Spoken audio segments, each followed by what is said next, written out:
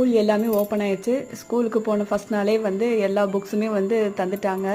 அதுக்கப்புறம் பார்த்தீங்கன்னா வந்து இன்றைக்கி தான் வந்து சாக்ஸு, டை எல்லாமே வந்து கொடுத்துருக்காங்க. எல்லா இதில் வந்து ஒரு 3 செட் கொடுத்துருக்காங்க. நாளையிலேருந்து அதெல்லாம் போட்டு வரணும் அப்படின்னு அதுக்காக வந்து இன்றைக்கி வீட்டுக்கு கொடுத்து விட்டாங்க.